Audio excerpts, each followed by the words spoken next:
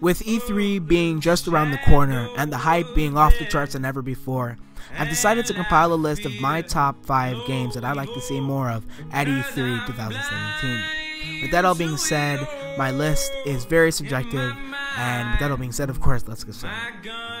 At number 5, I've chosen to put Detroit Become Human. The reason for this is because the game flat out looks pretty interesting. It is being developed by Quantic Dream, who are critically known for their games that force players to pick and choose what they like to happen in their own worlds.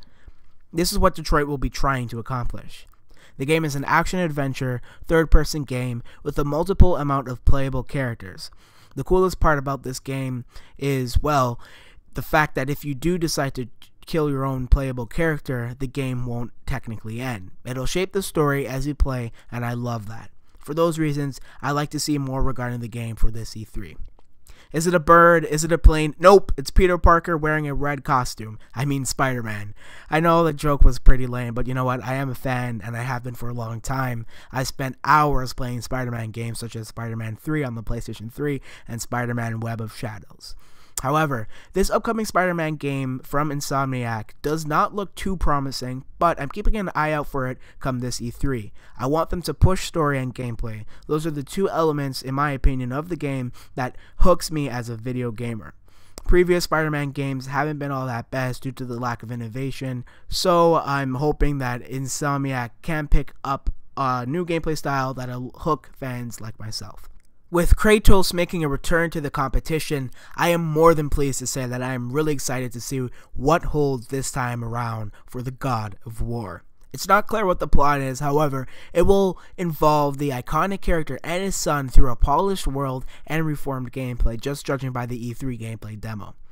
God of War is set to have a different kind of mythology, and although I'd like to see the series continue on with Greek mythology, it won't. It'll be handling Norse mythology, which consists of tales of various deities, beings, and heroes that have all been derived from numerous sources from both before and after the pagan period, including medieval manuscripts, archaeological representations, and folk traditions. So it'll have a cool Thor or Viking vibe, which is damn awesome to see. I can't wait. Next on my list is Stranding. This is an interesting one because I'm not the biggest fan of Hideo Kojima. But the reason I'd like to see more regarding the game is because we haven't been detailed with much since the game was announced a year ago. All I know is it's mysterious, sci-fi, and has Norman Reedus in it. This was enough to spark my interest, but after doing further investigating, I now know that it is an open-world game, action video game rather, developed with the game engine Decima, and the title Death Stranding refers to citation stranding, which is a beaching phenomenon in which animals that live in the sea strand on land. This is weird, I know, but I'm still excited nonetheless and can't wait to see what this game is all about, and if it'll make an appearance at this year's E3. Last but not least, for my first game that I'd like to see more of this E3 will have to be handed to The Last of Us Part 2. Now I know that doesn't come as a surprise for any of you, but I love The Last of Us. It had an amazing story with amazing character development, and despite the gameplay being very simplistic, it wasn't generic. It had an innovating and compelling gameplay style with superb graphics that showcase what a post-apocalyptic game is supposed to be like, and for that, I simply cannot wait to see what Neil and the rest of the team has been working on for the past few months now.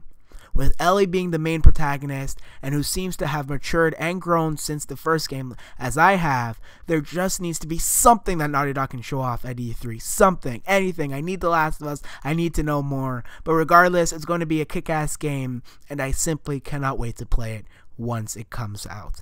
With that all being said, however, please tell me what your list is in the description below, or sorry, the comment section below. And of course, if you're new to the channel, subscribe because that will mean a lot to me.